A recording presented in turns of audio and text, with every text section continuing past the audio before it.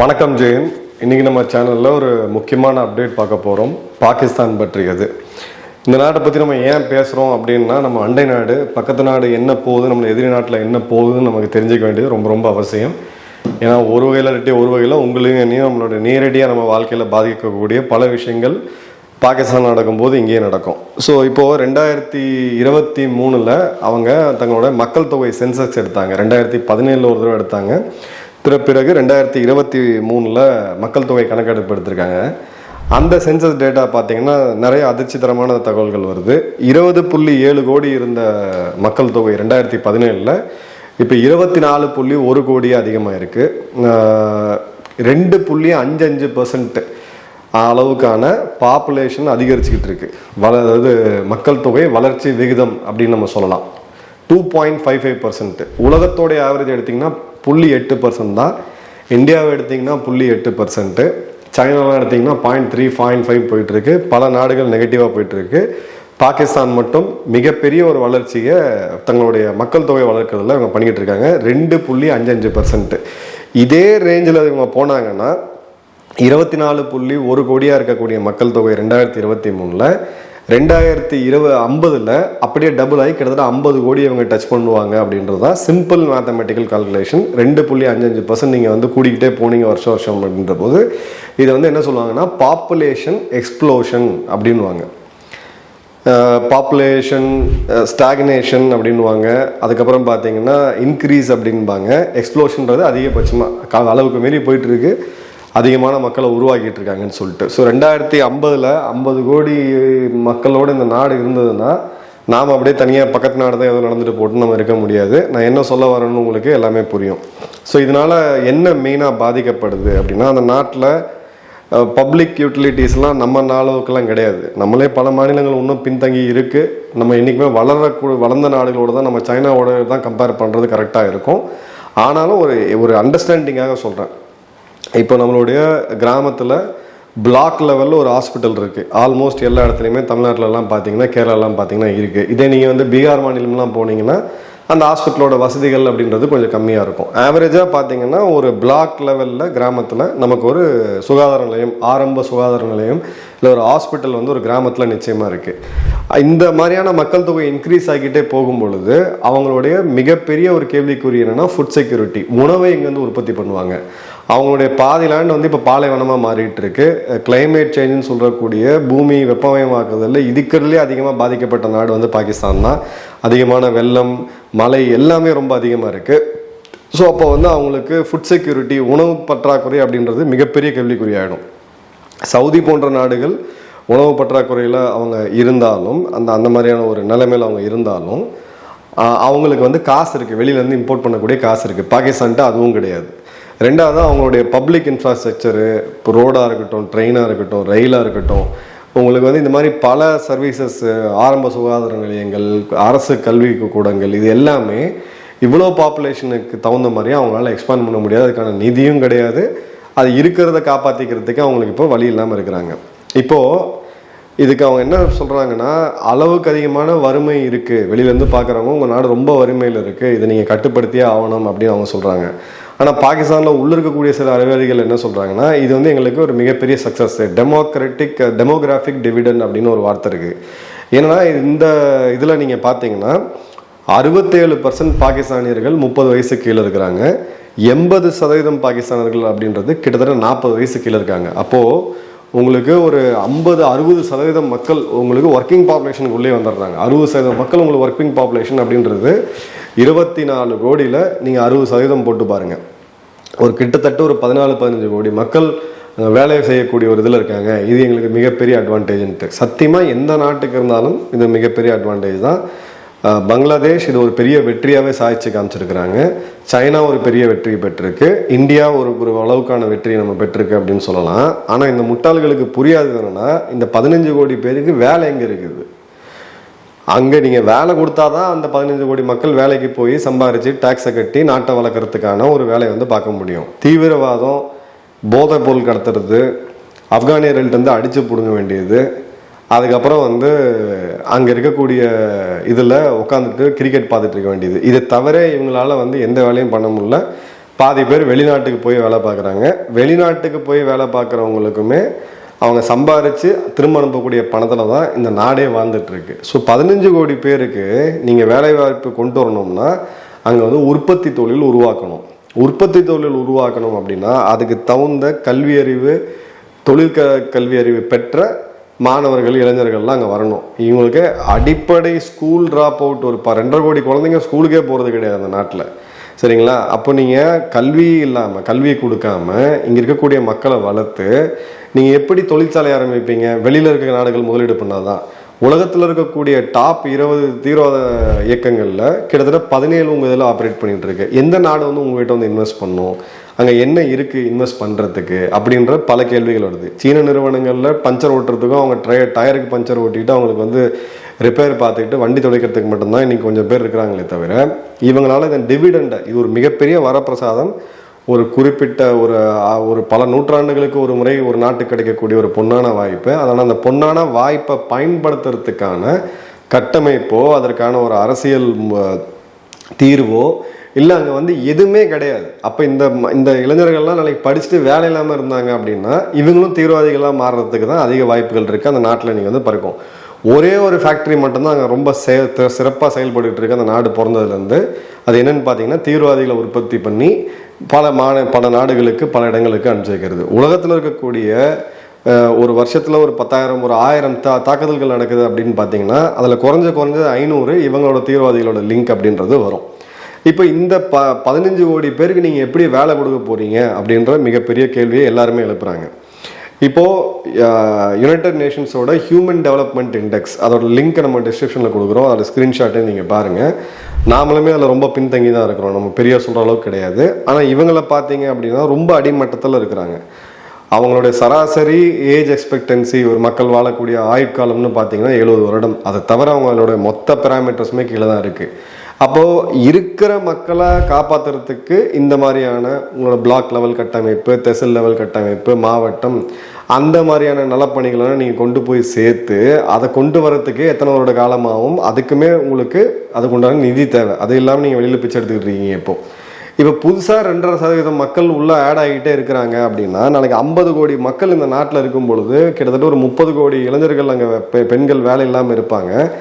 அப்போது நம்மளுடைய இராணுவத்தோடைய மொத்த ஸ்ட்ரென்த் இன்றைக்கி பார்த்தீங்கன்னா நம்மளோட தரைப்படையோட ஸ்ட்ரென்த் பார்த்தீங்கன்னா 13 லட்சம் பேர். நம்ம மேலே எவ்வளோ பெரிய பாதிப்பை ஏற்படுத்தும் அப்படின்றத நீங்கள் ஒரு கனெக்ட் பண்ணி பாருங்கள்.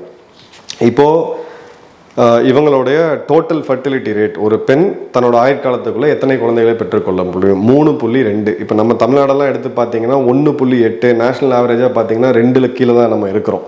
2 அப்படின்றது தேவை. உங்களுடைய பாப்புலேஷனை 140 கோடி மக்கள் இங்கே இருக்கிறாங்க இந்தியாவில் அப்படின்ற போது அந்த பாப்புலேஷனை மெயின்டைன் பண்ணிட்டு போகணும்னா உங்களுக்கு வந்து 2 இது தேவை. அதுக்கு கீழே போகும்போது பாப்புலேஷன் கம்மியாக ஆரம்பிச்சிடும்.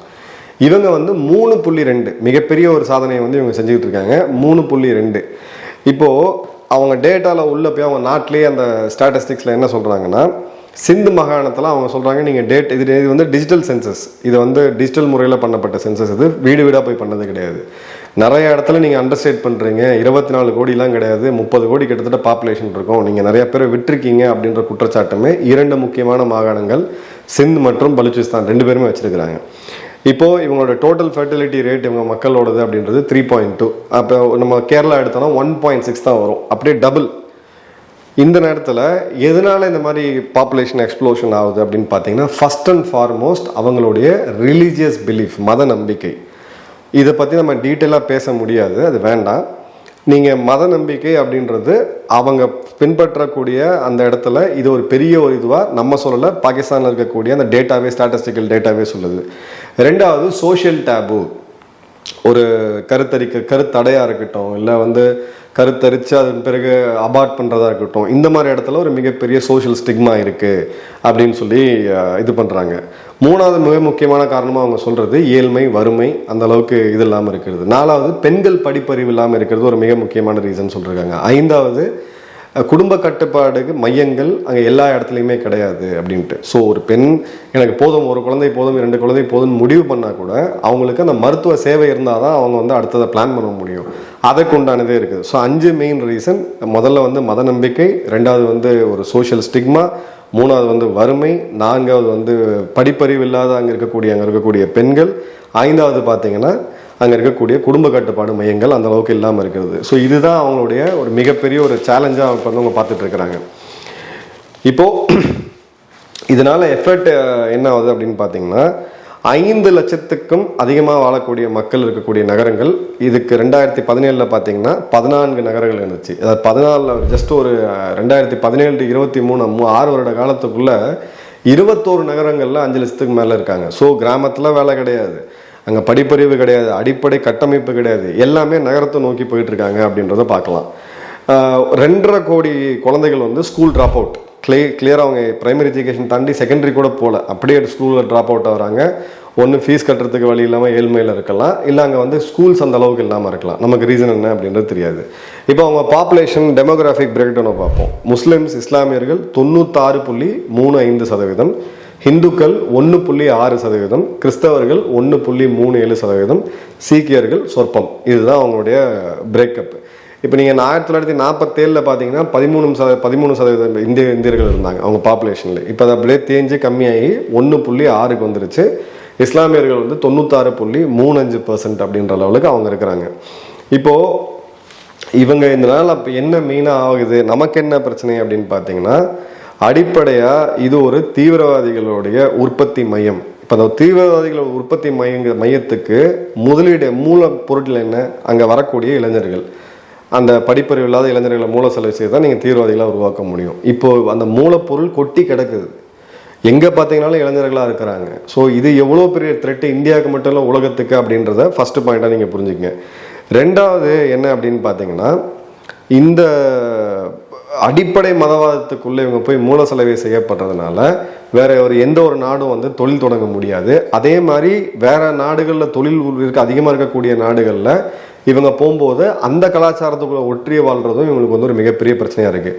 நீங்கள் நல்லா கவனிச்சிங்கன்னா நம்மளுடைய நிறைய பேர் ஆயிரக்கணக்கான சப்ஸ்கிரைபர்ஸ் வந்து கல்ஃபில் இருக்காங்க, கனடாவில் இருக்காங்க, உலகம் முழுக்க இருக்காங்க. கல்ஃபில் இருக்கவங்க வந்து பாகிஸ்தானியர்கள் நல்லபடியாக ஒர்க் பண்ணுவாங்க, நம்மக்கிட்ட இந்தியர்கள் கூட நல்ல ஃப்ரெண்ட்ஷிப்பில் இருப்பாங்க. சில பேர் நிறைய இடத்துல பார்த்தீங்கன்னா சேர்ந்து தங்குவாங்க. ஏன்னா அங்கே இருக்கக்கூடிய கல்ஃப் நாடுகள் இருக்கக்கூடிய இஸ்லாமிய சட்டங்கள் ரொம்ப ரொம்ப கடுமையானவை. இவங்களை கட்டுப்படுத்தி வைக்கிச்சு அந்த மாதிரி சட்டங்கள் இருந்தால் தான் இவங்க அடங்கி இருப்பாங்க. அதே நீங்கள் வந்து பாகிஸ்தானுடைய அந்த ஒர்க்கிங் கிளாஸ், இந்த இவங்களுடைய இந்த அடிப்படை தொழிலுக்கு போகக்கூடியவங்க, நீங்கள் கனடாலேயோ இல்லை யூகேலேயோ இல்லை அமெரிக்காலேயோ பார்த்தீங்கன்னா அங்கே அவங்க வேலையை காமிப்பாங்க. ஏன்னா இது எல்லாமே ஜனநாயக நாடுகள்.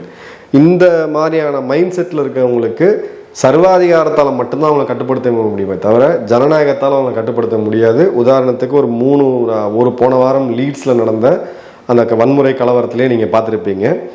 4வது எடுத்தீங்க அப்படின்னா சவுதி இவங்க மேலே செம்ம கடுப்பாக இருக்காங்க. ஏன்னா அந்த இஸ்லாமியர்களோட புனித பயணமான மெக்கா மதீனாக்கு போவாங்க.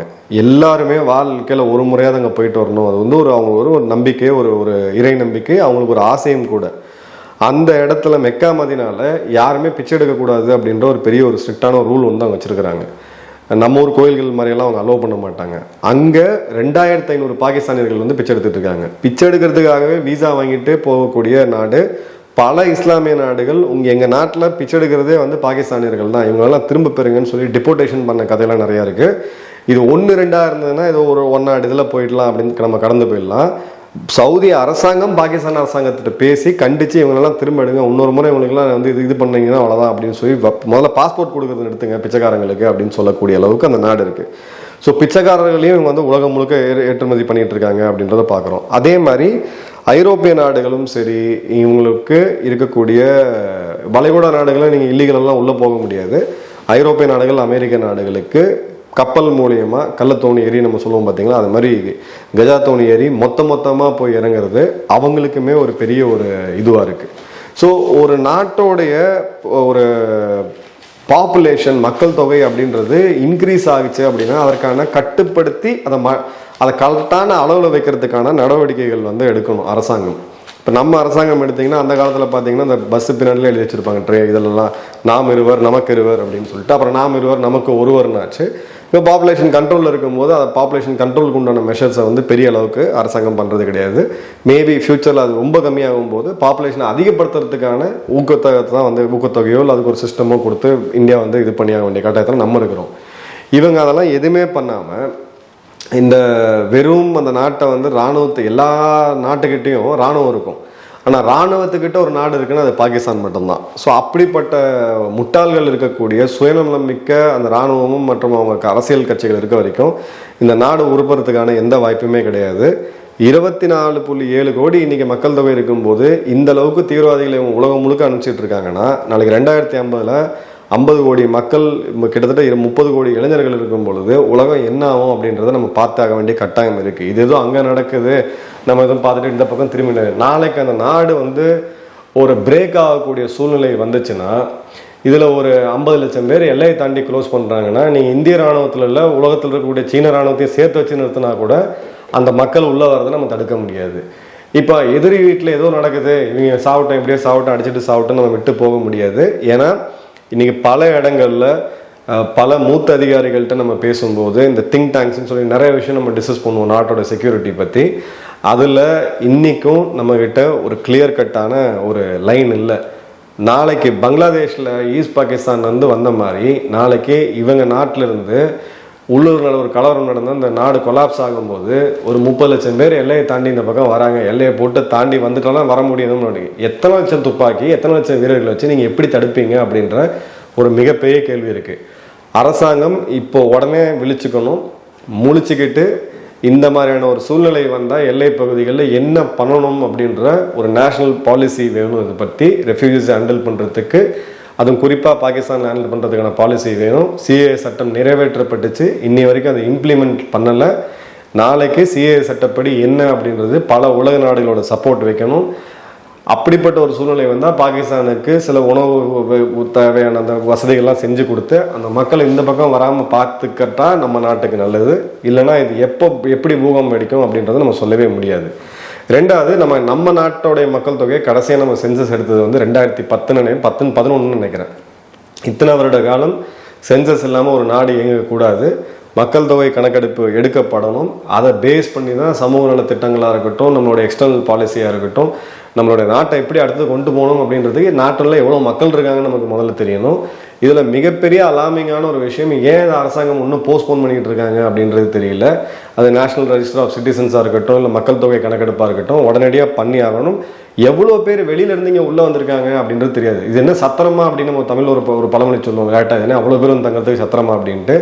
நாடு சத்திரம் கிடையாது. இந்த நாட்டில் வாழக்கூடிய 140 கோடி மக்களுடைய செக்யூரிட்டியை தாண்டி எந்த ஒரு இதுவுமே செயலுமே நமக்கு ஒரு பெரிய ஒரு இதுவாக ஆகாது.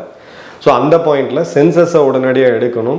எவ்வளோ பேர் உள்ளே இருக்கிறாங்க, எவ்வளோ பேர் வெளியில் வந்திருக்கிறாங்க அப்படின்ற சென்சஸ் எடுத்து தான் நாடு அடுத்த கட்டத்துக்கு போகணுமே தவிர இதை நம்ம இக்னோர் பண்ணிட்டு போகிறது சரியாக இருக்காது. உங்கள் கருத்து என்னன்றதை மறக்காமல் பதிவிடுங்க. நன்றி, வணக்கம், ஜெயந்த்.